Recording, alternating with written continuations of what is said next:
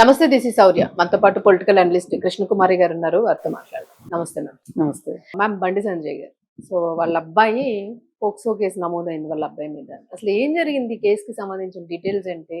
అలాగే బీజేపీ దాన్ని ఏ రకంగా అన్వయించాలో కూడా తెలియట్లేదు. పేట్ బషీర్పేట పోలీస్ స్టేషన్లో ఒక అమ్మాయి, వాళ్ళ బాలిక, అమ్మాయి అనకూడదు, బాలిక, ఆమె తల్లిదండ్రులు, ఆ బాలిక తల్లిదండ్రులు పోలీస్ స్టేషన్కి వెళ్ళి కేసు నమోదు చేయమని అడిగారు.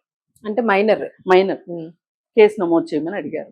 అడిగితే వాళ్ళు కేసు నమోదు చేయాల. నమోదు చేయకపోగా వాళ్ళు ఏం చేశారంటే ఈ సంగతి బండి సంజయ్ తాలూకు మనుషులకి ఒప్పందించారు పోలీస్ స్టేషన్ వాళ్ళు.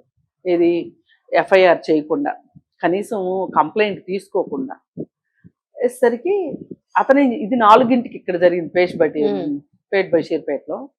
5 గంటలకు అతను కరీంనగర్ పోలీస్ స్టేషన్లో కేసు పెట్టాడు. ఏమనంటే వాళ్ళు నా పైన హనీ ట్రాప్ చేశారు, ఎక్స్టార్షన్కి పాల్పడుతున్నారు, 3 కోట్ల డబ్బులు పిండాలని చూస్తున్నారు నా దగ్గర నుంచి, నన్ను బలవంతంగా బెదిరిస్తున్నారు అని చెప్పి 5 గంటలకు అతను కేసు పెట్టాడు. 4 గంటలకు ఇక్కడ వీళ్ళు పోలీస్ స్టేషన్లో కూర్చుని ఉండగా 5 గంటలకు అతను అక్కడ కేసు పెట్టాడు అంటే ఏమనుకోవాలి? ఇక వివరాల్లోకి వెళ్తే అప్పటికి వీళ్ళు కేసు ఫైల్ అయిందా మేడం? అవలేదు కదా? అవ్వకముందే ఆయన అక్కడ కేసు పెట్టేశాడు. అది పెట్టాక అప్పుడు వీళ్ళు ఇక్కడ ఎఫ్ఐఆర్ బాగా ఒత్తిడి చేస్తే మేము ప్రైవేట్ కంప్లైంట్ వేసుకుంటాము, మీరు ఎఫ్ఐఆర్ చేయకపోతే ప్రైవేట్ కంప్లైంట్ వేసుకుంటాము అంటే అప్పుడు జాప్యం చేసి తర్వాత కేసు ఫైల్ చేశారు. అసలు వివరాల్లోకి వెళ్తే మామూలుగా రాజకీయ నాయకులకి సన్ స్ట్రోక్లు, డాటర్ స్ట్రోక్లు జరుగుతూ ఉంటాయి. సన్ ఇన్ లా స్ట్రోక్లు, డాక్టర్ లా షాక్లు, స్ట్రోక్ వస్తుంది. మామూలుగా సన్ స్ట్రోక్ అంటారు కదా, ఏది ఎండ వడదెబ్బ, SON సన్ మీరు చెప్పేది, SUN సన్ కాదు. ఇప్పుడు ఆ SUN సన్ కాకుండా SON సన్ అన్నమాట, సన్ స్ట్రోక్. ఇది బండి సంజయ్కి ఏంటంటే ఈ పిల్లోడు అక్కడ మహీంద్రా కాలేజీలో చదువుతా ఉన్నాడు, టెక్ మహీంద్రా కాలేజీలో చదివేటప్పుడు ఒక విద్యార్థిని బాగా తీవ్రంగా కొట్టిన కేసులో ఆ వీడియో బయటకు వచ్చింది. మొదటిసారి ఆ పిల్లోడు బయటకు వచ్చాడు. సరే, అప్పుడు ఏదో ఇది చేసి మొత్తానికి ఏదో కాపీ చేసుకున్నారు. అది అయిపోయిన తర్వాత ఇప్పుడు ఈ కేసు ఏంటంటే ఈ అమ్మాయి 17 ఏళ్ళ అమ్మాయి.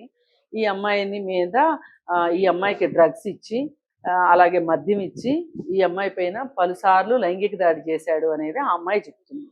అయితే ఎక్కడ చేశాడు ఏంటి అంటే మొయినాబాద్ ఫామ్ హౌస్లో అని చెప్పి చెప్తున్నారు. చెప్తూ ఉంటే ఇప్పుడు దానికి సంబంధించి వాళ్ళు పోలీస్ స్టేషన్లో కేసు పెట్టడానికి వచ్చారు. ఈ ఇరువైపుల వాదన ఈ విధంగా ఉంది. మనకు అనుమానాలు ఎందుకు వస్తున్నాయి ఈ విషయంలో అంటే గనక, మరి 4ంటికి వీళ్ళు వచ్చినప్పుడు వీళ్ళు ఫిర్యాదు పత్రం తీసుకుని అతన్ని పిలిపించి, బండి సంజయ్ కొడుకు అయితే ఏంటి, ఎవరైతే ఏంటి పిలవాలి కదా, పిలిచి మాట్లాడి మీరు ఇన్వెస్టిగేషన్ చేసి ఒకవేళ ఆ అమ్మాయిదే తప్పు ఉందనుకోండి, అది అబద్ధ కంప్లైంట్ అని అనిపించింది అనుకోండి, మీరు ఎఫ్ఐఆర్ చేయకండి. ఒకవేళ ఎఫ్ఐఆర్ చేసిన తర్వాత కూడా ఛార్జ్ షీట్ వేయకండి, అంతే. ఇప్పుడు ఎఫ్ఐఆర్ చేయమని ఒక మహిళ వచ్చి, ఒక బాలిక తాలూకు తల్లిదండ్రులు వచ్చినప్పుడు మీరు విచారణ చేయకపోవడం ఎంతవరకు కరెక్టు? పైగా మీరు ఆపోజిట్ పార్టీకి ఒప్పందించడం ఎంతవరకు కరెక్టు? ఇది ఒక పోలీస్ చేయాల్సిన పని కాదు కదా. పైగా ఏమంటారంటే ఎవరో కావాలని ఇదంతా చేస్తున్నారు, ఇది కుట్ర అంటారు.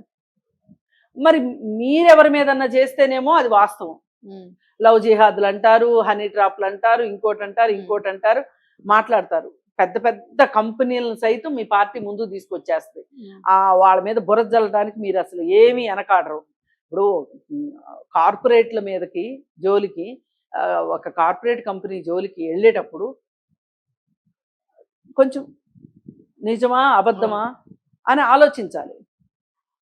ఏమీ లేకపోకుండా మీరు నిందలేసేశారు, మీరు ప్రచారం చేసేసారు ముందు మీ వాట్సాప్ యూనివర్సిటీలో, అన్నీ జరిగిపోయినాయి.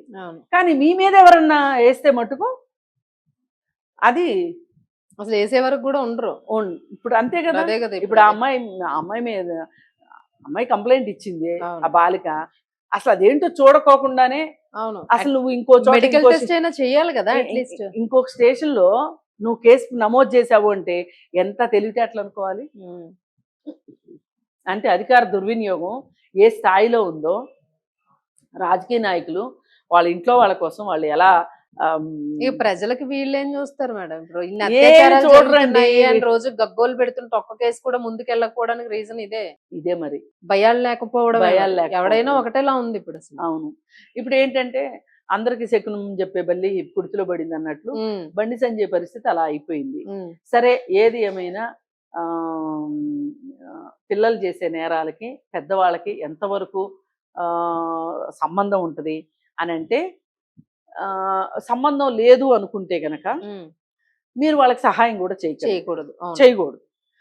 అప్పుడు మీరు సహాయం చేయకపోతే మీకు సంబంధం లేదు అనుకుంటారు.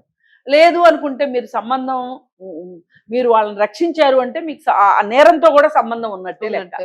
ఇది ఒకటే బండ గుర్తు. కూర్చోబెట్టి కౌన్సిలింగ్ ఇవ్వాల్సిందే. అవును, మరి ఇవ్వాల్సిందే. ఇది ప్రత్యర్థులు కుట్ర అని, అలాగే ఇప్పుడు ఆయన పార్టీలోనే ఆయనకి చాలా వ్యతిరేక శక్తులు ఉన్నాయి, వాళ్ళందరికీ ఇప్పుడు పండగ. అర్థమైందండి? అంతే. అందుకని ఏది ఏమైనా నిజాలు నిగ్గుదేలాలని. అయితే మేడం ఏమంటారంటే, జరిగింది వాస్తవం అని అనుకోవచ్చా? అంటే మనం డిక్లేర్ చేయలేం గానీ జరగదు అని కూడా అనుకోవటానికి లేదు. ఎందుకంటే ఇంతకు ముందు ఆ పిల్లోడు ఒక హాస్టల్లో రూమ్మేట్ ని కొట్టిన విధానం చూస్తే అసలు పిల్లలు ఇలా కూడా పెరుగుతున్నారా అనిపించేటట్లుగా బిహేవ్ చేశాడు. అది వీడియో బయటకు వచ్చింది, అతనే ఉన్నాడు అందులో. అదేమి మార్ఫింగ్ చేసింది కాదు. అప్పట్లో ఏఐ కూడా లేదు, మార్ఫింగ్ ఉంది కానీ ఏఐ కూడా లేదు. ఈజీగా తెలిసిపోతుంది. మరి ఈ అమ్మాయి ఎందుకు ఊరుకున్నట్టు మేడం ఫైనల్ గా? అంటే ఇన్నాళ్ళు అట్లా చేస్తుంటే భయపెట్టారంటారా? మరి జనరల్ గా భయపెడతారు కదా. మరి ఇప్పుడు ఎందుకు చేశారు, ఎందుకు బయటకు వచ్చారు అంటారు. అంటే భరించడానికి కూడా ఒక లిమిట్ ఉంటుంది కదా, లిమిట్ దాటిపోయి ఉండొచ్చు. ఏదేమైనా ఇక్కడ చేయాల్సింది ఏంటంటే, మనం పోస్ట్ మార్టం చేయటం కాకోకుండా, మనం మీడియా ట్రయల్స్ చేయటం కాకోకుండా, మనం చట్టం మట్టుకు కరెక్ట్ గా పని చేయాలని కోరుకుందాం. Thank you madam. Thank you.